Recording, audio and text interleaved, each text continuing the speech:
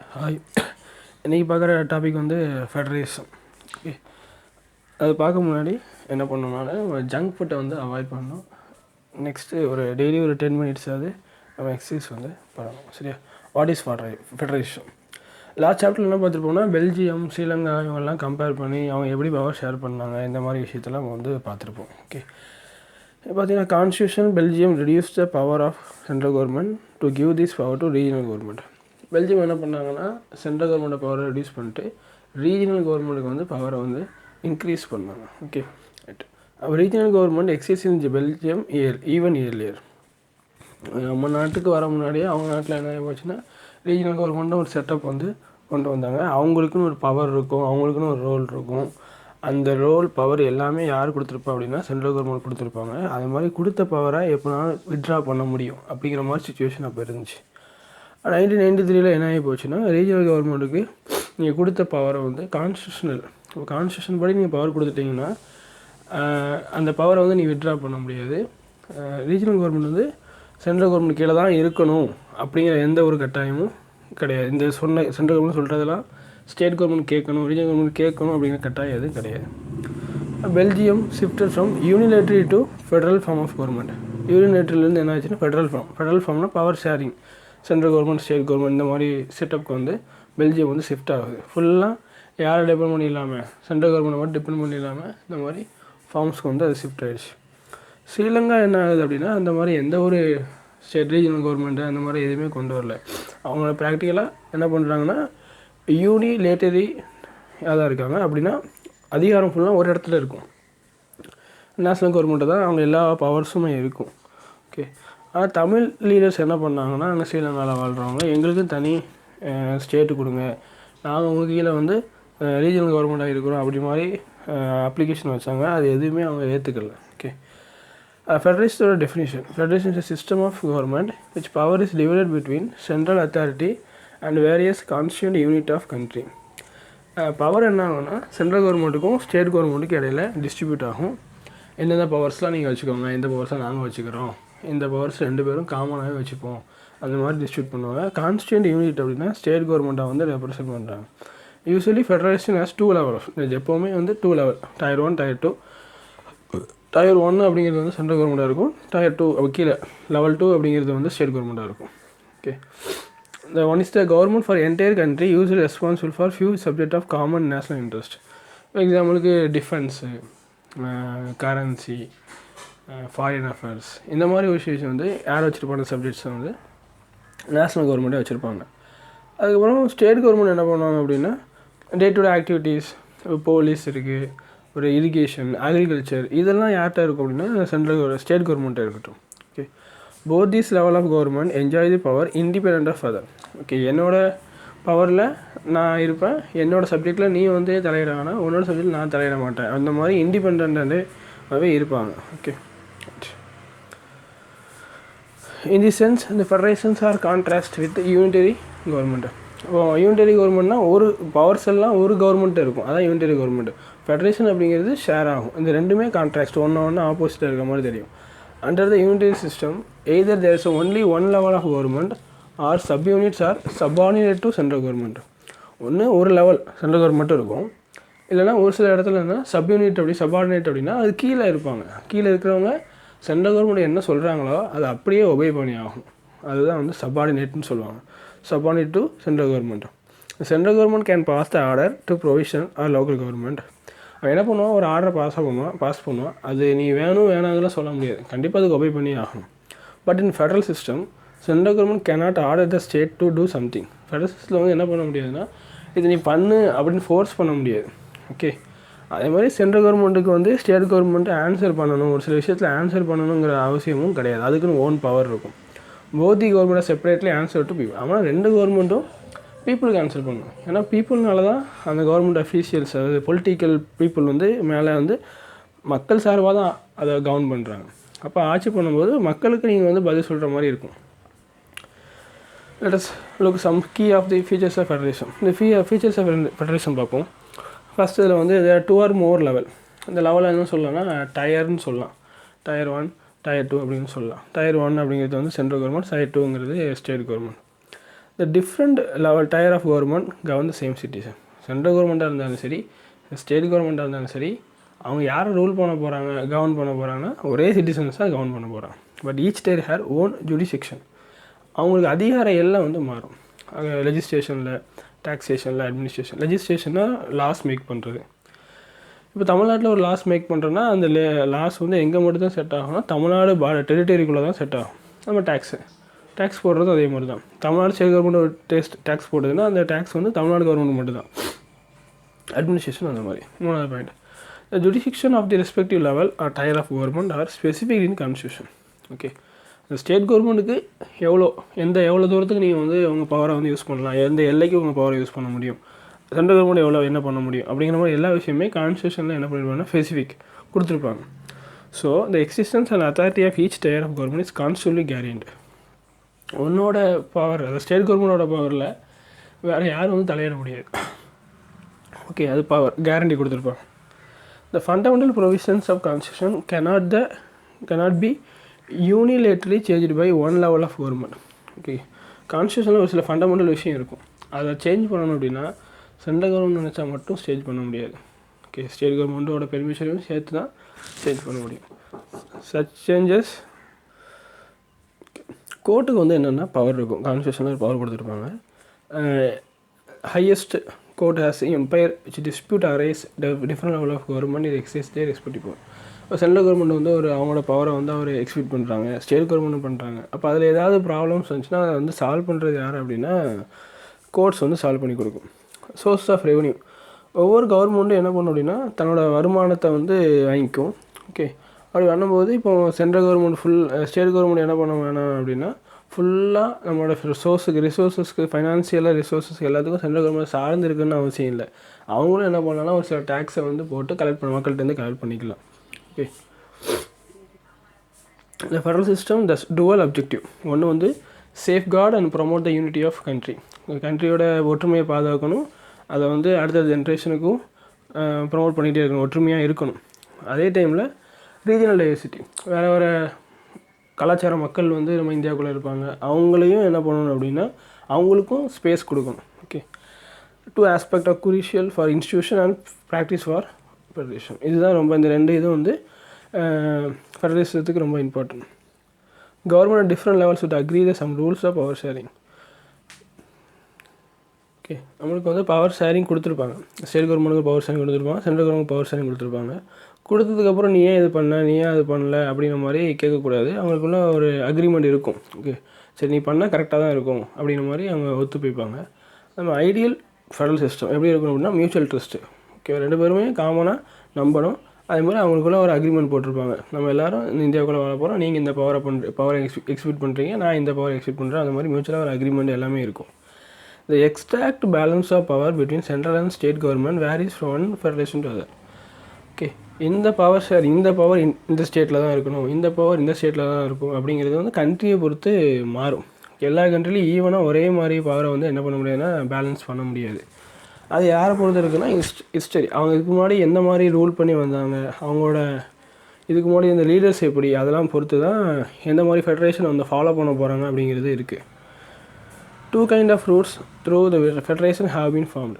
2 root. ஒன்று வந்து independent state இருக்கும், அந்த ஸ்டேட்டெல்லாம் ஒன்றோட ஒன்று சேர்ந்து ஒரு பெரிய கண்ட்ரியாக வந்து மாறும். So that the pooling sovereignty and retain the identity. Pooling சார்வனிட்டினா காமனாக ஒரு ப்ராப்ளம் இருக்கும்.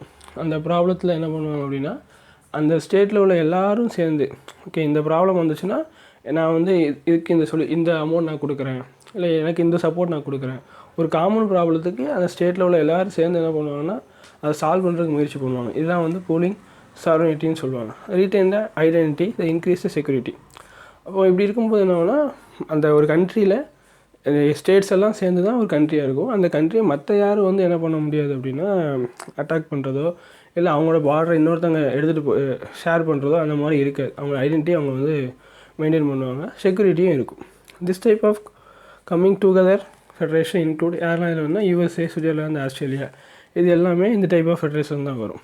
இது ஃபஸ்ட்டு கேட்டகரி. ஓகே, இந்த கேட்டகரியில் கீழே இருக்கிற ஒவ்வொரு ஸ்டேட்டும் எப்படி இருக்குன்னா ஃபெடரல் கவர்மெண்ட்டோட ஸ்ட்ராங்காக இருக்கும். அவங்க எல்லாருமே ஈக்குவலாக பவரை வந்து ஷேர் பண்ணுவாங்க.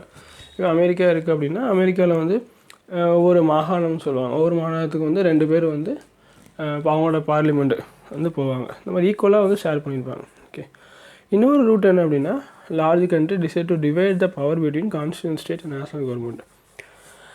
அப்போது அவங்க பவரை வந்து சென்ட்ரல் கவர்மெண்ட் பண்ணும், ஒவ்வொரு ஸ்டேட் கவர்மெண்ட்டுக்கும் பவரை வந்து டிவைட் பண்ணும். டிவைட் பண்ணும்போது ஒரு சில ஸ்டேட்டுக்கு வந்து அதிகமான பவரும் போகலாம், ஒரு சில ஸ்டேட்டுக்கு கம்மியான பவரும் போகலாம். ஓகே, ஆனால் மேலே உள்ள இதில் பார்க்கும்போது ஈக்குவல் பவர் ஷேர் பண்ணுவாங்க. இங்கே அப்படி இருக்காது. இதுதான் holding together federation. India is union of ஸ்டேட்னு சொல்லுவாங்க. இந்தியா வந்து எல்லா ஸ்டேட்டோட சேர்ந்து தான் ஒரு இந்தியா அப்படிங்கிறது, அதான் யூனியன் ஆஃப் ஸ்டேட், அதான் ஹோல்டிங் டுகெதர் ஃபெடரேஷன் சொல்லுவாங்க. In this category central government tends to more powerful. Okay, central government தான் அதிகமான பவர் அவங்கள்ட்ட தான் இருக்கும். அவங்க பார்த்து என்ன பண்ணுவாங்கன்னா, ஒரு சில பவரை வந்து ஸ்டேட் கவர்மெண்ட்டு கொடுப்பாங்க. Very often different constituent unit of federation have unequal power சொல்லியிருந்தேன். போன இதில் வந்து எல்லோரும் ஈக்குவல் பவர் வந்து இது யூஸ் பண்ணுவாங்க. ஆனால் இங்கே வந்து எப்படின்னா அன்ஈக்குவல் பவர், ஒவ்வொரு ஸ்டேட்டும் ஒவ்வொரு மாதிரி இருக்கும். ஒரு சில யூனிட்டுங்கிறது ஸ்டேட், அதுக்கு வந்து கிராண்டட் ஸ்பெஷல் பவர். ஸ்பெஷல் பவர்னு சொன்னால் ஜம்மு காஷ்மீர் இருக்குது. ஜம்மு காஷ்மீர் வந்து ஒரு 6 இயர்ஸ் பேக் வந்து அவங்களுக்கு தனி ஆர்டிக்கல் உண்டு. ஓகே, அந்த ஸ்டேட்டில் நம்ம என்ன பண்ண முடியாது, அதர் ஸ்டேட் பீப்புள் போய் லேண்ட் வாங்க முடியாது. அந்த மாதிரி நிறைய பவர்ஸ் வந்து அந்த கண்ட்ரிக்கு இருக்கும். அந்த கண்ட்ரிக்கு தனி கான்ஸ்டியூஷன் உண்டு. அங்கே இந்தியன் ஃப்ளாகை வந்து ரெஸ்பெக்ட் பண்ணணும்னு அவசியம் இல்லை. இந்த மாதிரியான விஷயங்கள்லாம் அங்கே இருக்கும். Okay, right. What makes India as a federal country? India எப்படி வந்து ஃபெடரல் கண்ட்ரியாக மாறிச்சு, அதுக்கு எப்படி யார் காரணம்? நம்ம பார்த்துருப்போம், பெல்ஜியம், ஸ்ரீலங்கா அதில் நிறைய ப்ராப்ளம்ஸ் வந்து அவங்க டைவர்ஸ் பீப்புள் இருக்கிறனால மேனேஜ் பண்ணுறதுக்கு என்னென்ன மாதிரியான டிஃபிகல்ட்டிஸ் பண்ணாங்க.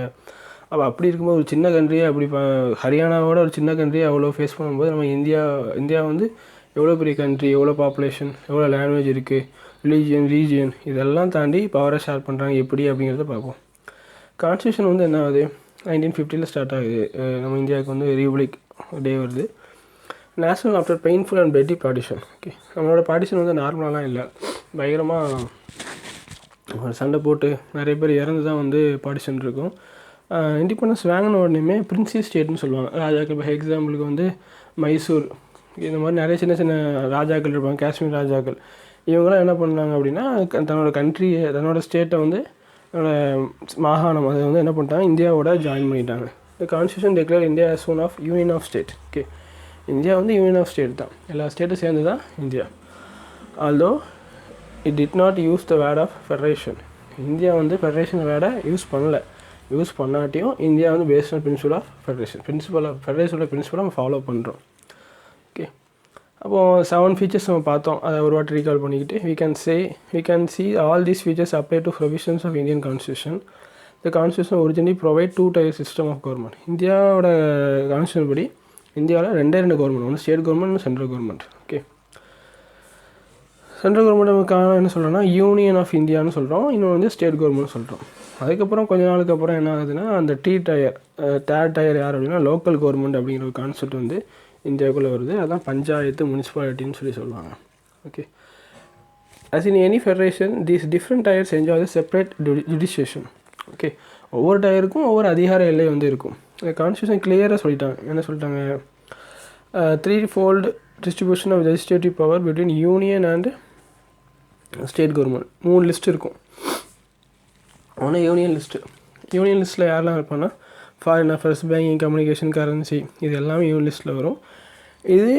இதில் ஏதாவது சேஞ்சஸ் கொண்டு வரணும், ஒரு லாஸ் கொண்டு வரணும் அப்படின்னா இது ஃபுல் ரெஸ்பான்சிபிலிட்டி யாருக்கு அப்படின்னா சென்ட்ரல் கவர்மெண்ட் தான். இதை நம்ம வேறு யாருமே தலையிட முடியாது.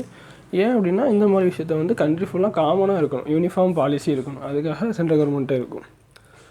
ஓகே, ஸ்டேட் கவர்மெண்ட் அப்படிங்கிறபோது அதில் வந்து police, trade, commerce, agriculture, irrigation இதெல்லாம் ஸ்டேட் கவர்மெண்ட் கண்ட்ரோலில் இருக்குது.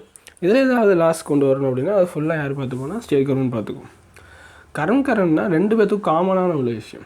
எக்ஸாம்பிளுக்கு எஜுகேஷன் நல்லா தான் இருக்குது. யூனியன் கவர்மெண்ட், ஸ்டேட் கவர்மெண்ட் 2 பேருமே இதில் என்ன பண்ண முடியும் அப்படின்னா லாஸ் மேக் பண்ண முடியும், சேஞ்சஸ் கொண்டு வர முடியும். Forest, trade unions, marriage, adoption, succession. Okay, ஆனால் 2 பேரும் ஒரே டைமில் ஒரே சப்ஜெக்டில் வந்து லாஸ் மேக் பண்ணுறாங்க. அவங்க 2 பேருக்கு இடையில் முரண்பாடு இது வருது அப்படின்னா அதில் யார் வின் பண்ணுவா, விக்டரி யார் கிடைக்கும், ப்ரீவேல்னா விக்டரின்னு அர்த்தம். யாருக்கு கிடைக்கும் அப்படின்னா யூனியன் கவர்மெண்ட் தான் கிடைக்கும். Okay, what about subject to not follow any these list. இப்போ லாஸ்ட்டாக பார்த்தீங்கன்னா இதெல்லாம் வந்து இந்த யூனியன் லிஸ்ட் இதெல்லாம் கான்ஸ்டியூஷன் ஆரம்பிக்கும் போது நம்மளுக்கு பண்ணுது. ஆனால் அப்போ வந்து நம்மளுக்கு IT field, computer field, software இந்த மாதிரி விஷயங்கள்லாம் நம்மளுக்கு கிடையாது. ஆனால் இப்போ லேட்டராக வந்திருக்கு. ஓகே, அப்போ according to our constitution union government has power to legislate on these residue subject. Okay, remaining என்னெல்லாம் இருக்கோ அதை ஃபுல்லாக யார் பார்த்துப்பான்னா சென்ட்ரல் கவர்மெண்ட்டே பார்த்துக்கும். We noted that above the most federation that formed by holding together do not give equal power to constituencies. வேர்ல்டுக்கு நிறைய federation country எல்லாமே holding together கீழே தான் வருது. அவங்க என்ன பண்ணுவாங்கன்னா அவங்க கீழே இருக்க ஸ்டேட் கவர்மெண்ட்டுக்கு ஈக்குவல் பவர் கொடுக்க மாட்டாங்க. Thus all state in Indian union do not have identical power. இந்தியாவில் உள்ள எந்த ஸ்டேட்டுக்கும் சேம் பவர் கிடையாது. இப்போ அசாம், நாகாலாந்து, அருணாச்சல் பிரதேஷ், மிசோரம்லாம் ஸ்பெஷல் பவர்ஸ் வந்து வச்சுருப்பாங்க. இந்த இந்தியன் கான்ஸ்டியூஷன் தனியாக ஆர்டிகளே இருக்கும். 371 ABCD அந்த மாதிரி ஐ வரைக்கும், கோவா எல்லாத்துக்கும் இருக்கும். ஓகே, அது அவங்களோட சோசியல் ஹிஸ்டாரிக்கல் இதை பொறுத்து அவங்க இந்த ஸ்பெஷல் பவர் வந்து கொடுத்துருப்பாங்க. These special powers are enjoyed in relation to production of the land rights of indigenous people. Okay, அந்த லோக்கல் பீப்புளோட லேண்டை ப்ரொடெக்ட் பண்ணுறதுக்காக கொடுத்துருப்பாங்க. அவங்க கல்ச்சரு, ஓகே, அதே மாதிரி அவங்களுக்கு அந்த ஸ்டேட்டில் உள்ள கவர்மெண்ட் ஜாப்ஸு ஒரு குறிப்பிட்ட பர்சன்டேஜ் இல்லை மோர் தென் நிறைய பர்சன்டேஜ் வந்து என்ன பண்ணியிருப்பாங்கன்னா அந்த பீப்புளுக்கே கொடுத்துருப்பாங்க. India who are not permanent residents of the state cannot buy a land or house there. Already சொல்லியிருந்தேன். ஓகே, அந்த ஸ்டேட்டில் நீங்கள் வந்து பெர்மனன்ட் ரெசிடெண்ட்டாக இல்லை அப்படின்னா உங்களால் லேண்டையோ இல்லை வீட்டையோ வாங்க முடியாது. Similar special provision exit for some other state of India as well as. இதே மாதிரியான ஒரு சில ஸ்பெஷல் பவர்ஸ் வந்து ஒரு சில ஸ்டேட்டுக்கு வந்து இருக்குதுன்னு சொல்கிறாங்க. Okay, there are some unit of Indian union which enjoy very little power.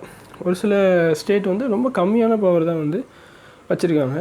These are areas which are too small to become independent state but could not be merged with any other existing state. என்ன பண்ண முடியாதுன்னா அவ்வளோ சின்ன ஸ்டேட்டை வந்து வேறு ஏதாவது ஸ்டேட்டோட merge பண்ணிடலாமானா merge பண்ண முடியாது.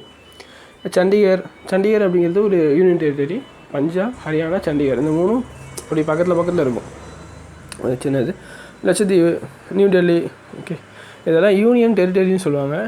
இதுக்கு வந்து ஒரு ஸ்டேட்டுக்கு என்ன பவர் இருக்கோ அதே மாதிரியான பவர் இது கிடையாது. Not have the power of state. Central கவர்மெண்ட்டுக்கு வந்து என்ன பண்ணுவாங்கன்னா ஸ்பெஷல் பவர். இந்த ஏரியாவை வந்து ரன் பண்ணுறதுக்கு சென்ட்ரல் கவர்மெண்ட்டுக்கு தனி பவர் உண்டு. புதுச்சேரி இருக்குது, ஏனாம் இருக்குது, இதெல்லாம் வந்து ஃப்ரெஞ்சு கண்ட்ரோலில் இருந்துச்சு. இப்போ இது யாரோட கண்ட்ரோல் இருக்குன்னா சென்ட்ரல் கவர்மெண்ட்டோட டைரக்ட் கண்ட்ரோலில் இருக்குது. Okay, this sharing of power between union and state government is basics to the structure of constitution. Okay, இப்போ இந்தியன் கான்ஸ்டியூஷனோட ஸ்ட்ரக்சரு பவர் ஷேரிங் ரெண்டு பேருக்கு இடையில, யாருக்கு சென்ட்ரல் கவர்மெண்ட்டுக்கும் ஸ்டேட் கவர்மெண்ட்டுக்கு இடையில பவர் ஷேரிங் இருக்கணும். It's not easy to make changes the power sharing arrangement. So இது சாதாரண என்ன பண்ணிட முடியாதுன்னா அந்த கான்ஸ்டியூஷனில் அந்த பவர் ஷேரிங்கெல்லாம் மாற்றிடலாம் முடியாது. அப்படி மாற்றணும் அப்படின்னா அந்த பில்லுன்னு சொல்லுவாங்க. அந்த பில்லு என்ன பண்ணணும்னா ஹவுஸ் ஆஃப் பார்லிமெண்ட்டில் சப்மிட் பண்ணணும். அப்போ வரும்போது 3/2 மெஜாரிட்டி வந்து வாங்கணும். அதுக்கப்புறம் அந்த பில்லு என்ன ஆகும் அப்படின்னா ஸ்டேட்டோட பெரும்பான்மையை வாங்குறதுக்காக அதில் இப்போ இந்தியாவில் 28 ஸ்டேட் இருக்குன்னா அதில் பாதி ப்ளஸ் 1 அந்த ஸ்டேட் வந்து அப்ரூவ் கொடுக்கணும். ஓகே, இதை நாங்கள் ஏற்றுக்கிறோம் அப்படின்னு சொன்னால் மட்டும் தான் என்ன பண்ண முடியும்னா இந்தியன் கான்ஸ்டியூஷனில் அந்த பவர் ஷேரிங்கை பற்றின உள்ள டீலிங், அதை பற்றின உள்ள ஏதாவது விஷயத்தை வந்து அமெண்ட் பண்ணணும் அப்படின்னா முடியும். இதெல்லாம் முடியாது. The judiciary plays an important role in overseeing the implementation of constitutional provision and procedure. கரெக்டாக அவங்க வந்து கான்ஸ்டியூஷனை வந்து ஃபாலோ பண்ணுறாங்களா, ஓகே, இந்த மாதிரி எல்லா விஷயத்தையுமே கோர்ட் வந்து என்ன பண்ணிகிட்டு இருக்கணும், மானிட்டர் பண்ணிகிட்டே இருக்கும். இன்கேஸ் ஏதாவது ஒரு பிரச்சனை வருது, அந்த பவர் டிஸ்ட்ரிபியூஷனில் ஏதாவது பிரச்சனை வருது அப்படின்னா ஹைகோர்ட், சுப்ரீம் கோர்ட் தான் என்ன பண்ணணும்னா அது டிசிஷன் இருக்கும். இப்போ union and state government have power to raise the resource by levying the tax in order to carry the government and responsibility assigned to the each. ரெண்டு கவர்மெண்ட்டுக்கும் என்ன பண்ண முடியும்னா மக்கள் மேலே வரி போட்டு, மக்கள் வாங்குகிற பொருள் மேலே வரி போட்டு அவங்களோட ரெஸ்பான்சிபிலிட்டியை, அவங்க டியூட்டிஸை வந்து பார்க்க முடியும். Okay, how is federalism practice? எப்படி வந்து இதை நம்ம ப்ராக்டிஸ் பண்ணணும் அப்படின்னா கான்ஸ்டியூஷன் ப்ரொவிஷன் மட்டும் ஃபெடரலிசம் சக்ஸஸ்ஃபுல்லாக இல்லை, அது மட்டும் போதாது. ஓகே, அது போக என்ன அப்படின்னா டெமோக்ராட்டிக் பாலிட்டிக்ஸ்னு சொல்லுவாங்க.